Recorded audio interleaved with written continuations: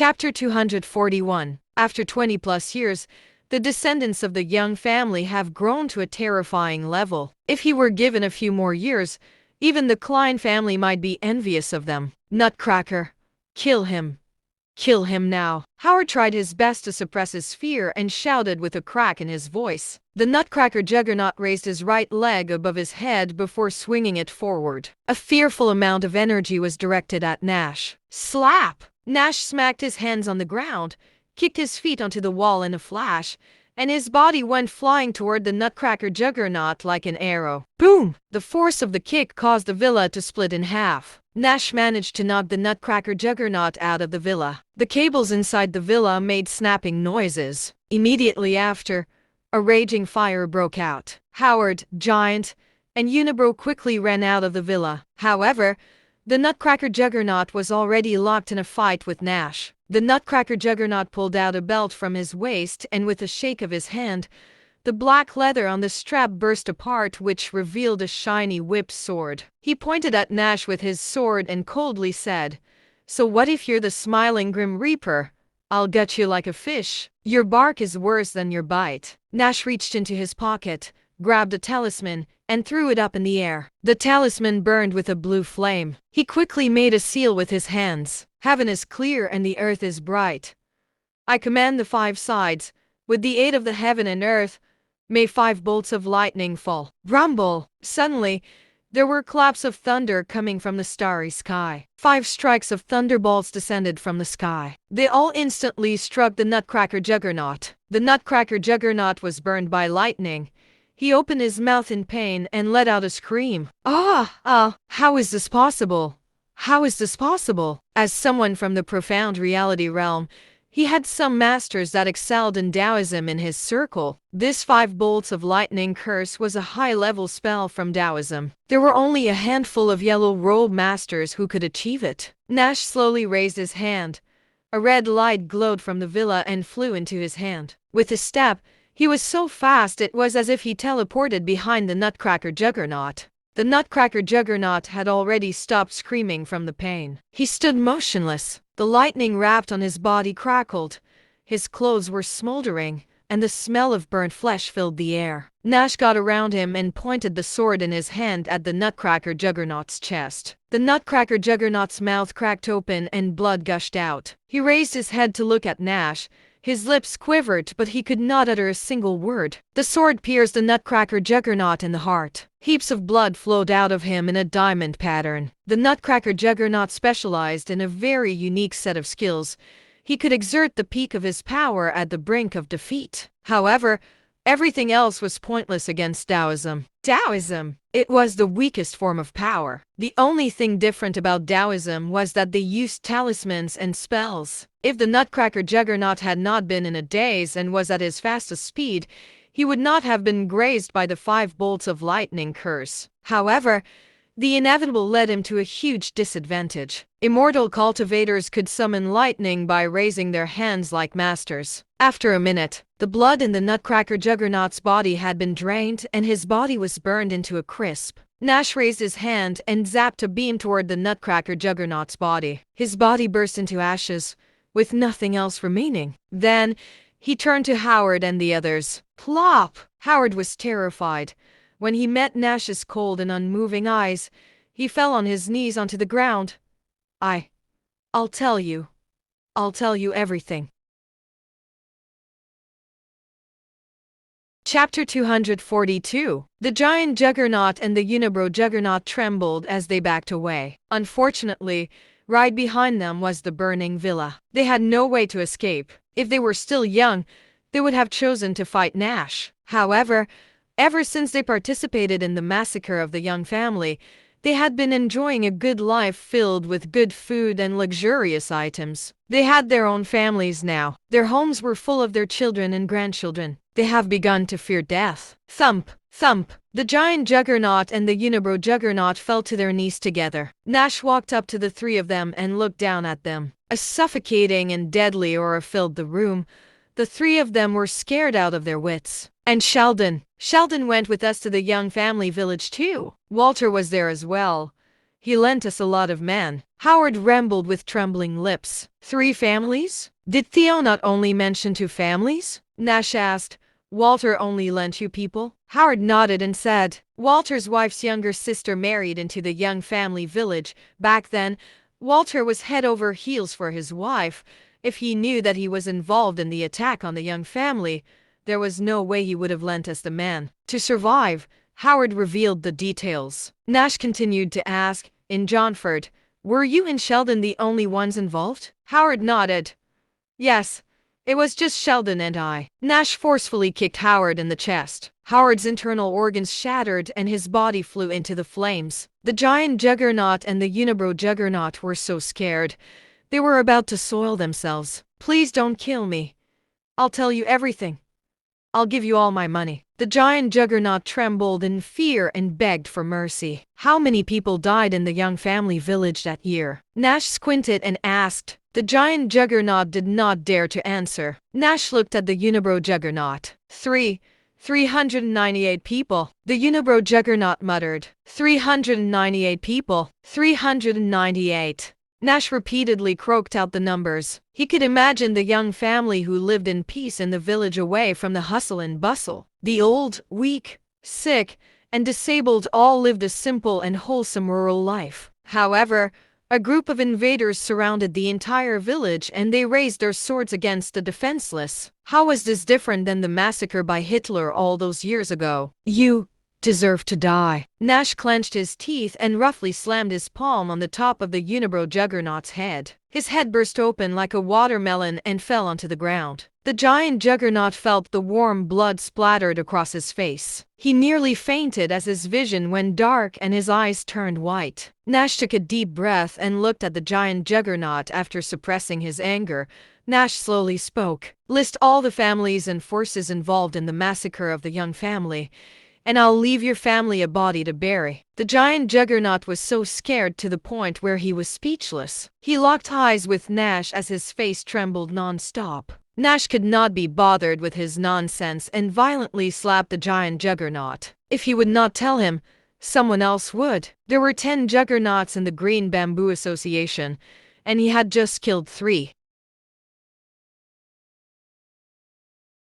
Chapter 243. Now that Howard was dead, there was still the head of the Dorson family. There was still plenty of time to learn the truth. In the entire estate, the only sound present was the fire burning. Nash rushed into the villa and destroyed all the cameras in the room before leaving the scene. It was 2 in the morning. In the garden outside of the Zabel estate, the hidden ghost juggernaut scratched a mosquito bites on his face and impatiently said, if the smiling Grim Reaper isn't gonna show up tonight, let's just come back tomorrow. The Buddha juggernaut nodded and said, I agree. The grim-faced juggernaut frowned. Nash went to the Lee household and hasn't returned yet.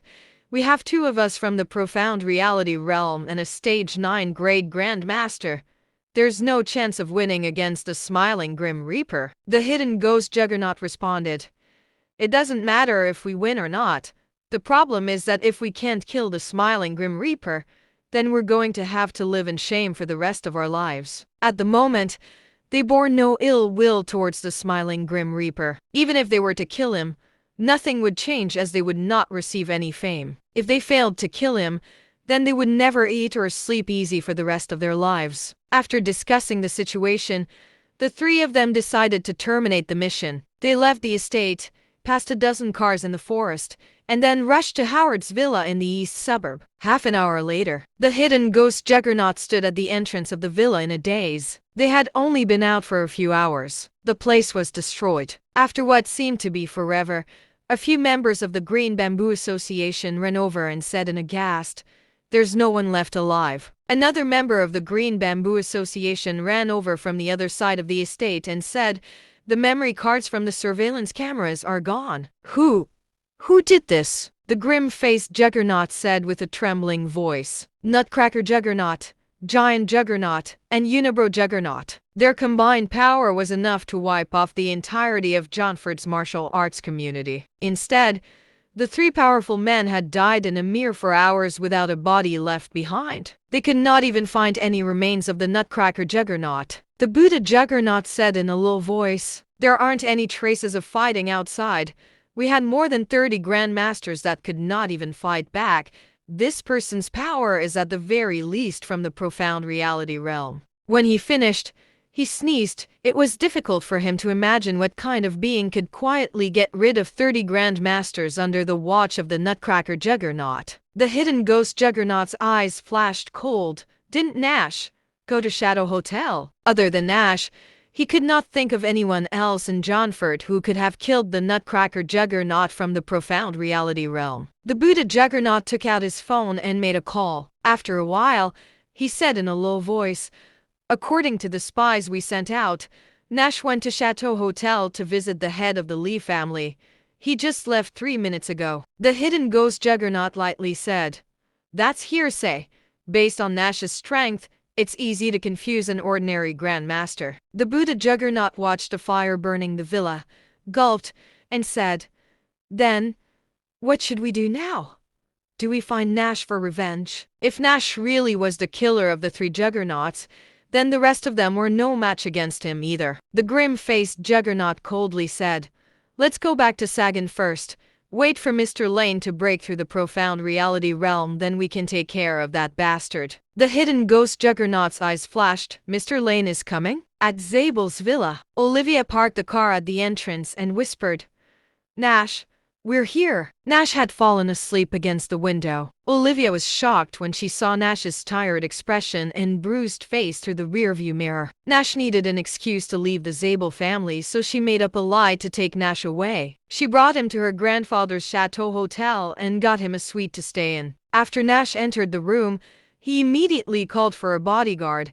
He swapped clothes with the bodyguard and asked him to massage Mr. Lee's legs and muscles before leaving through the window. From the beginning, Nash never mentioned what his plan was, and Olivia did not dare to ask any questions. She did not go home to sleep. Instead, she remained on standby at the hotel. It was only when Nash returned that she realized he was injured. Olivia was puzzled because what kind of person could hurt Nash? At that moment, Olivia's phone rang. It was Theo. Chapter 244. "Babe." Olivia picked up the phone and whispered to not disturb Nash. "Why are you up so late?" "I was woken up." "Oli, something serious happened to Johnford," Theo said agitatedly. Olivia asked, confused, "What happened?" There was a sound of a cigarette being lit on the other side of the call. Theo took a deep breath and said, "Green Bamboo Association sent 6 juggernauts to Johnford, right? Amongst them, Nutcracker Juggernaut, Giant Juggernaut, and Unibrow Juggernaut are dead, as well as 30 other grandmasters of the Green Bamboo Association." Olivia's pupils shrank immediately when she heard that. She looked up again at Nash through the rearview mirror. Theo continued, "It was probably Nash who did it. Let Zeno follow Nash for a few days.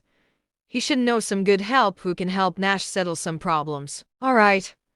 I understand. Also, Howard is dead. The 5 business giants have disbanded.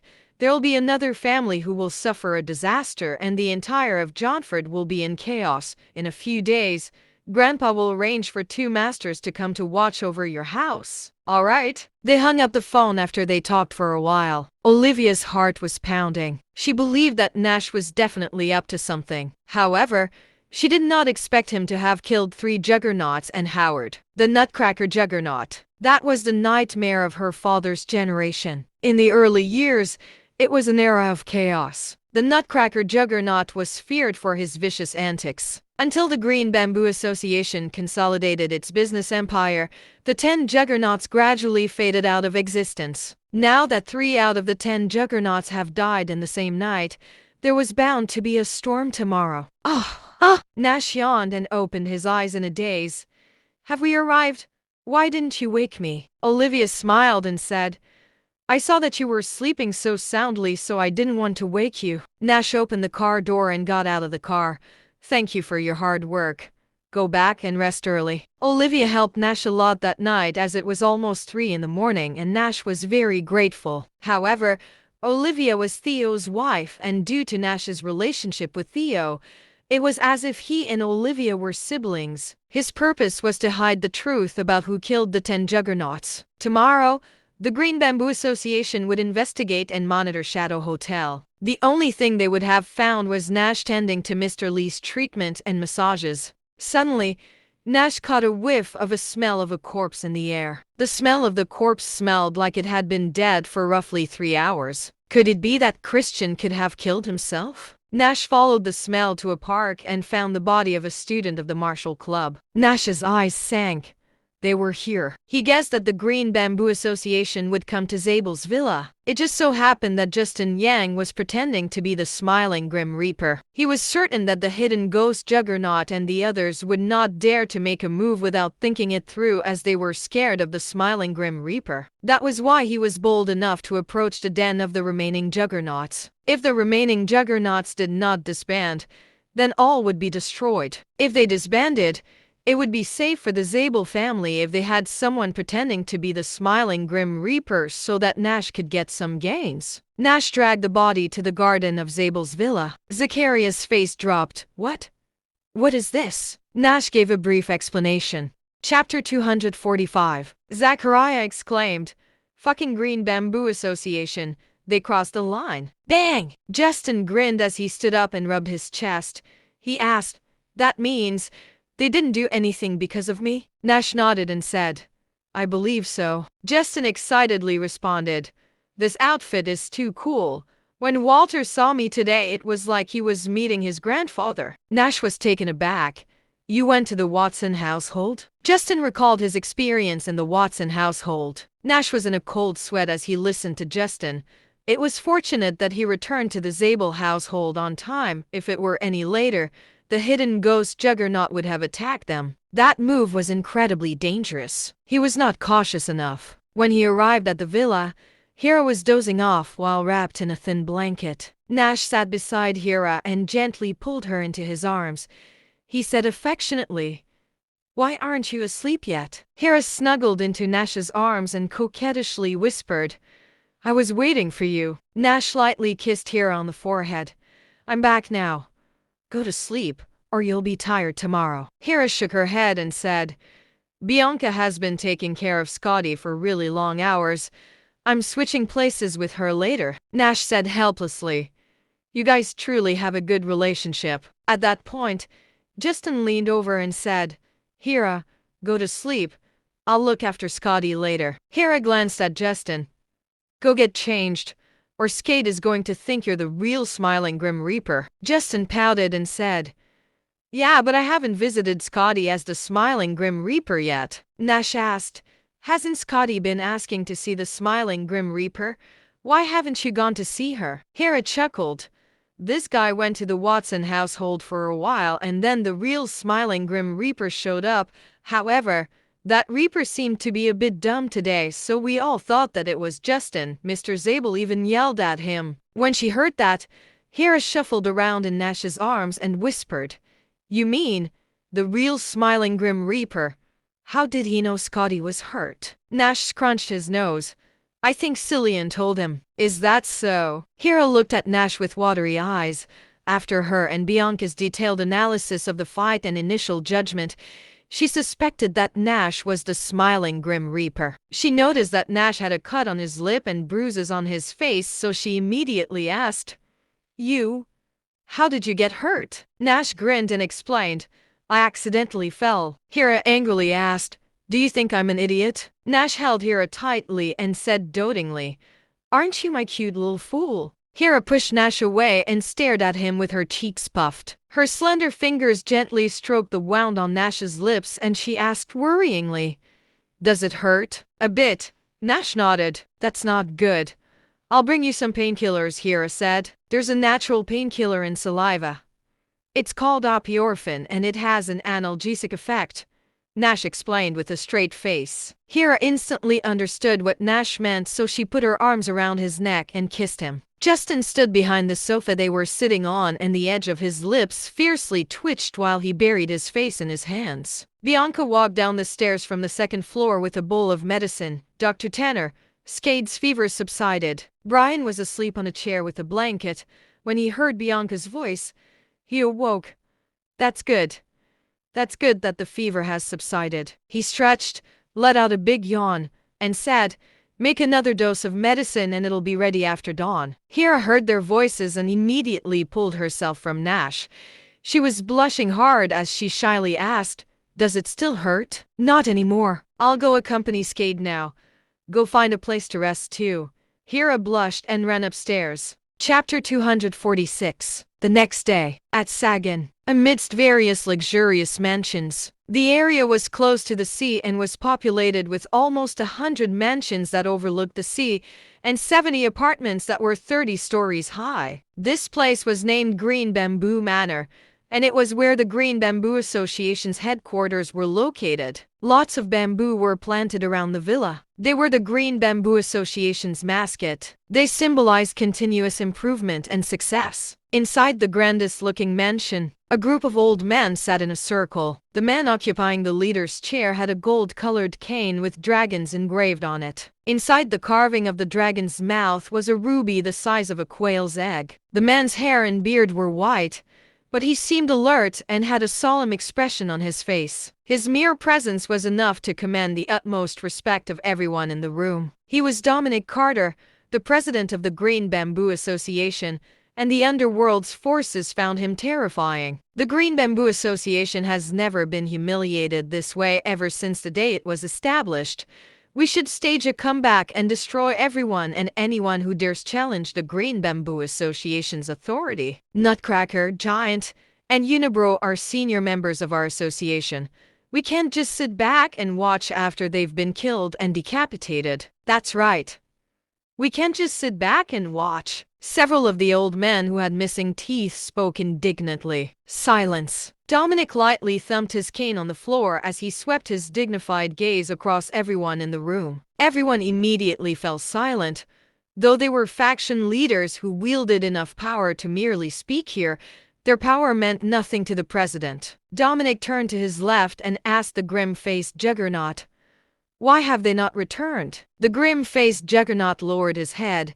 "They have decided to stay in Johnford until they get the chance to behead Nash Calcraft." A sneer appeared on Dominic's face. "He's merely a young man in his 20s, yet, instead of killing him, you ended up with 3 dead Juggernauts and lost another 30 men.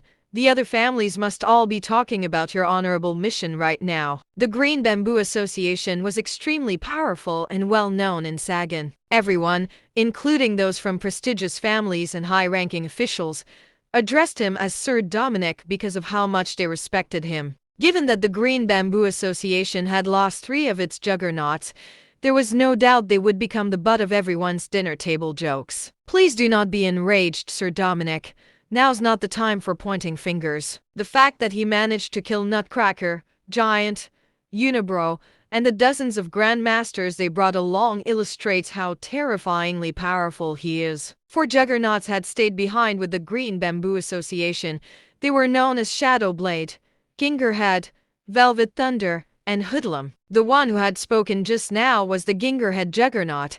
He was a Stage 9 grade Grandmaster. Dominic tightened his grip on his cane, slowly closing his eyes as his cheeks moved slightly, seemingly because he was gritting his teeth together to hold in his anger. The Gingerhead Juggernaut turned to the grim-faced Juggernaut and said, "Nash may have achieved profound reality realm, but he's only in his 20s. Nutcracker's skills fall in the later stages of the profound reality realm. His powers would have been at their peak. I don't think Nash killed him." The grim-faced Juggernaut was confused. "But we can't think of anyone else who would have done it other than him." They had familiarized themselves with the martial arts prowess of Johnford's citizens once they arrived. There were less than a dozen grade Grandmasters in the Johnford Martial Arts Association, and the remaining underground powers could not hold a candle to them. The Quiet Winds Church was the only place in Johnford that housed Stage 8 and Stage 9 grade Grandmasters. Only Nash and the Smiling Grim Reaper were worthy of their attention. The Smiling Grim Reaper had spent the night at the Zabel house, which meant Nash was the only one who could have killed the Nutcracker Juggernaut. What if it wasn't Nash? The Gingerhead Juggernaut smirked. A shocked look appeared on the grim-faced Juggernaut's face. Chapter 247. If it had not been Nash, it meant there was another terrifying powerful individual in Johnford. Moreover, This individual probably knew Nash as well. Dominic opened his eyes and turned to the Gingerhead juggernaut. Gingerhead, if you have something to say, say it. No need to beat around the bush. The Gingerhead juggernaut used to be the association's military counselor who provided him with advice. He believed in the Gingerhead juggernaut's analytical skills. The Gingerhead juggernaut smiled. Based on the autopsy report Hidden Ghost Juggernaut just sent, most of the Grandmasters died from slit throats, while the remaining ones bled to death. The fact that this person managed to kill over 30 Grandmasters without causing a commotion means they'd need to have the skills of a stage 8 grade Grandmaster, and that they're a top-notch killer. The grim-faced Juggernaut was dumbfounded. You mean, it was the smiling Grim Reaper? He shook his head. That's impossible. We saw the smiling Grim Reaper at the Zabel house yesterday. He never left the premises. The Gingerhead Juggernaut asked, how far away were you from the Zabel's residence? The grim-faced Juggernaut replied, we were about 400 feet away. The Gingerhead Juggernaut laughed. A top-notch killer is always watching and on the alert. If you were within 900 feet of him, you would have blown any cover you thought you had. The grim-faced Juggernaut's eyes widened. So, we weren't even looking at the real smiling Grim Reaper. The Gingerhead Juggernaut sighed. I can't say for sure. It will need further investigation. After all, it was all speculation. He could not say for certain if the smiling Grim Reaper had merely been pretending he did not see the hidden ghost Juggernaut and his companions. The grim-faced Juggernaut said woodenly, if the smiling Grim Reaper at the Zabel household was an imposter, it would mean Nutcracker and the others were killed by the real one. The Gingerhead Juggernaut stroked his chin and mumbled, could it be possible that the smiling Grim Reaper and Nash are the same person? No one heard him saying that. It was just speculation. Dominic stood and said, you should make a trip to Johnford. You have 3 days to figure out who killed Nutcracker and the others. I want to see the killer's head on my desk in 3 days. All the Juggernauts present rose and saluted him. At the same time, the distinguished families and high-ranking officials of Sagan were stunned as well. At the Snyder estate, Mr. Snyder Sr. was feeding the fish in the garden. He was accompanied by Felicity and her father, Richard Snyder. Mr. Snyder Sr. chuckled. This is amazing.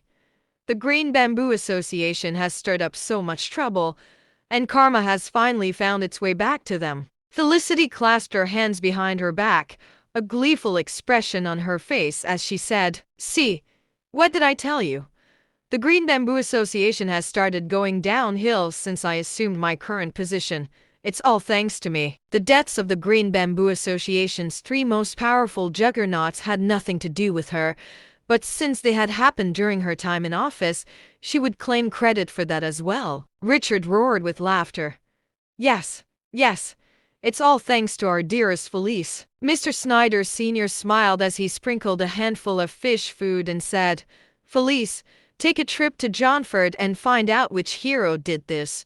He's done the Snyder family a huge favor. A crafty glint appeared in Felicity's eyes as she said quietly, Grandpa, do you know why I'm saying it's all thanks to me? Mr. Snyder Sr. and Richard turned and stared at Felicity when they heard the serious tone she was speaking in. Felicity checked her surroundings before saying carefully, you guys still remember Nash Calcraft, the guest I brought back a while ago?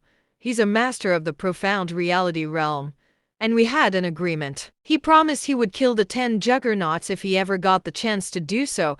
The killings of these 3 juggernauts is merely the beginning of my mission to destroy the Green Bamboo Association. Her features arranged themselves in a solemn expression as she spoke with conviction. Richard and Mr. Snyder Sr. nearly ended up believing her. Mr. Snyder Sr. laughed heartily.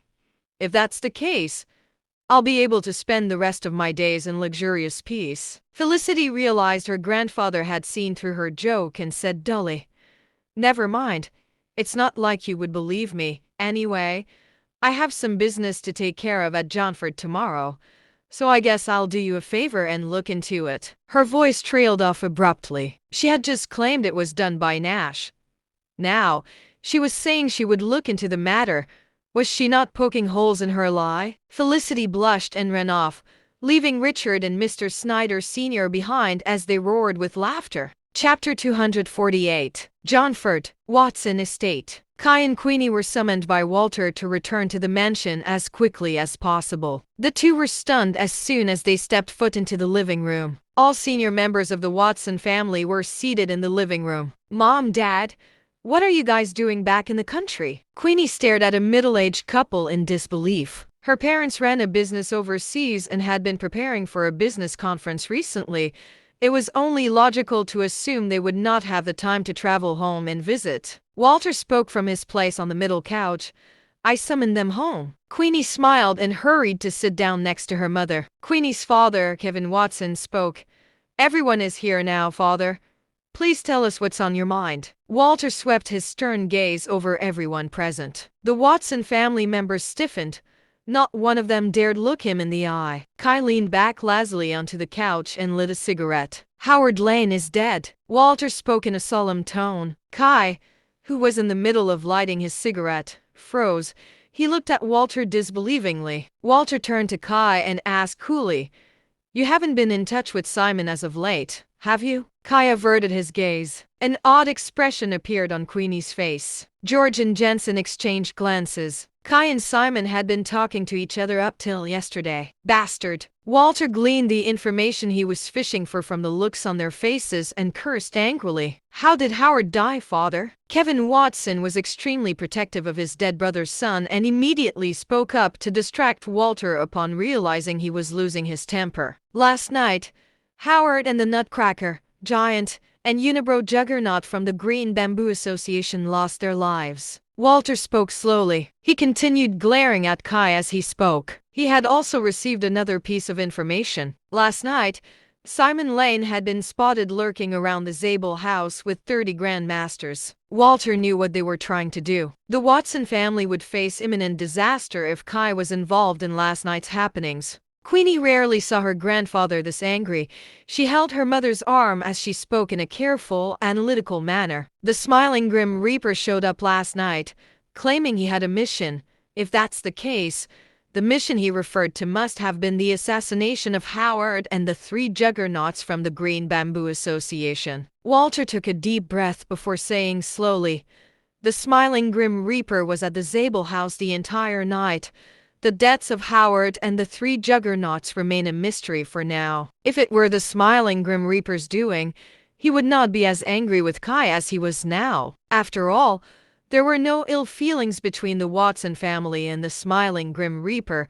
Whatever had befallen the Lane family would not happen to him. He was worried Nash Calcraft had something to do with Howard's death. Last night, he had gone through everything that had happened recently. 6 of the Green Bamboo Association's juggernauts had first arrived at Johnford because Nash had killed Crow. The hidden ghost juggernaut had brought several men with him to gatecrash the Zabel family's martial arts school, while the grim-faced juggernaut accompanied her granddaughter Wanda York to challenge the current champion Bianca Lawson. Scotty and Bianca were both good friends with Hera Lewis. Chapter 249. However, both the Nutcracker and grim-faced Juggernaut had failed. It was not that difficult to figure out that they would have probably done something to escalate the situation. Last night, they brought their men along to the Zabel estate to kill the entire Zabel family. However, the Zabel family had been unharmed while 3 of the Green Bamboo Juggernauts had died alongside Howard Lane. It was highly likely Nash was behind this. There were no ill feelings between himself and Nash, but Kai and Nash were not on good terms. Kai and Simon had also been growing close recently. If Kai were involved in last night's happenings, the Watson family would face imminent disaster. Walter voiced his worries and then turned to Kai once more before saying sincerely, Kai, I've always felt guilty because of your parents' early passing and everything that happened back then. Which is why I chose to turn a blind eye to all the ridiculous things you do and help you get out of trouble. But you have to listen to me this time. The faces of the Watson family members turned pale after hearing what Walter said. Kai, why don't you just tell them what happened? Queenie pursed her luscious lips and gave Kai a worried glance. Both she and Simon had been at Royal Bay last night. However, she had spent her time in the guest room and had no idea what he and Kai had discussed. Thinking back, There was no doubt they had been plotting against the Zabel family. Kevin chimed in. Listen to your grandfather, Kai. Even if you were involved in what happened last night, he'll have a way to help you out of things. He and his wife spent most of the year overseas and had no idea who Nash Calcraft was. However, based on the way Walter was acting, he could tell Nash was a force they should reckon with. Members of the Watson family turned to look at Kai. Those with shorter fuses even had angry expressions on their faces. However, Walter's protectiveness toward Kai stopped them from being able to do anything. The pressure from his entire family was too much for Kai, who lowered his head and said, Duncan and I gave Simon $4 billion, which would later be paid forward to the 6 juggernauts. Bastard. Walter sprang to his feet and glared at Kai. Didn't I already tell you to cut ties with Simon Lane? Kai mumbled. Nash Calcraft kept humiliating me. I can't erase the hatred I feel toward him unless he dies. Slap! It was a powerful slap, and the sounds of it rang in everyone's ears. Kai's right cheek turned red and swollen. Blood seeped from the corner of his mouth. Walter pointed at Kai enraged. You. Go to Nash and beg for his forgiveness right now. Just then, Jensen stood and said, Sir, Nash Calcraft has been tending to Mr. Lee at the Chateau Hotel since early last night. He has not left the hotel since then. The Watson family members heaved sighs of relief after hearing that. If that were the case, it would mean that what happened last night was not Nash's doing. The patriarch would have been worried for nothing. Shut up! Kai may not know just how powerful Nash is, but I'm sure you and George do. How dare you allow him to do whatever he wanted? Kai was young and reckless, which meant he often messed up. It was why he had arranged for 2 of his bodyguards to guard Kai instead. Jensen and George were in their 40s and had worked as the warden's bodyguards before, yet they had not stopped Kai from trying to stab Nash in the back despite knowing Nash was a golden amulet master. Jensen gulped and looked down, afraid to say anything else. Kai's father had extended a helping hand to him and George in the past. After his death, they began working as bodyguards at the Watson household because they wanted to repay him for his kindness. They knew just how powerful Nash was. If Kai had hired someone to kill him, they may have tried to stop him, but they had chosen to remain silent because Kai was not related to the Green Bamboo Association's juggernauts in any way. I would rather die than apologize to Nash Calcraft. Kai cradled his swollen face as he spoke determinedly. Having lived life at the top of the heap since birth, he would not easily admit defeat, let alone apologize to Nash when he had humiliated him countless times. Preposterous. Chapter 250. Slap! Walter slapped Kai again. However, this time, Kai blocked him. He took several steps backward and glared at Walter.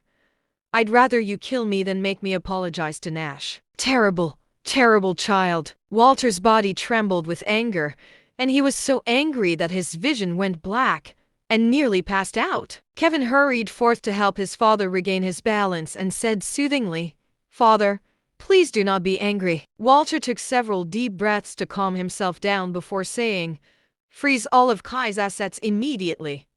No one is allowed to give him a single cent. I will seize everything you own if you help him. The Watsons own hundreds of companies, and Walter owned the most shares in all of them. If he wanted any of those companies to go out of business, all he needed to do was to state his wish. Queenie sighed. She could not imagine what life would be like for Kai after this, given he usually received a monthly allowance of several $1,000,000. Thankfully, she had some money saved up and could give him a helping hand if he really needed it. Kevin, keep an eye on your daughter. Walter turned and walked off after delivering that warning message.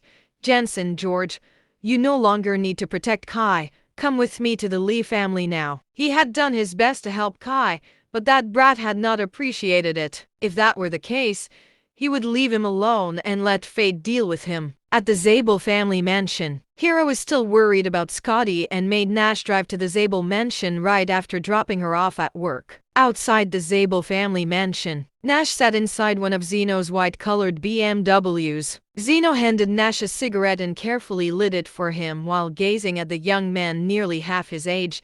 Carefully, he asked, Nash, Were you really behind what happened last night? Don't ask questions you already know the answers to. Nash squinted and exhaled a puff of smoke. He had not admitted to anything, but he had not denied anything either. Zeno understood this was Nash's way of quietly admitting to things. He had already prepared himself mentally before this. However, goosebumps still prickled his skin after watching Nash admit to things. After all, Howard Lane was one of Johnford's 5 business magnates. He had billions of dollars worth of assets. Meanwhile, the other 3 were the Green Bamboo Association's juggernauts. The Green Bamboo Association was so powerful even the underground leaders balked upon hearing their name. The 10 juggernauts' power in the Green Bamboo Association was equivalent to that of the monarchy's private advisors. All of them were such powerful individuals, but Nash had killed 3 of them in one night. Nash, the Green Bamboo Association has sent all their remaining juggernauts to Johnford. I think they'll soon direct your suspicions toward you. Zeno had an anxious look on his face. He knew Nash was extremely powerful, but the 10 juggernauts of the Green Bamboo Association were not to be underestimated as well. If all 7 remaining juggernauts struck at once, Nash would struggle to fight against them all. I'd be more worried if they weren't coming. Nash smiled serenely as he smoked. The 10 juggernauts were on his list of must-kills. However, they were all at Sagan. Nash had no plans to leave Johnford for the time being. Now that they were all at Johnford, he no longer needed to travel to Sagan himself. Zeno gradually calmed down when he saw the confident look on Nash's face.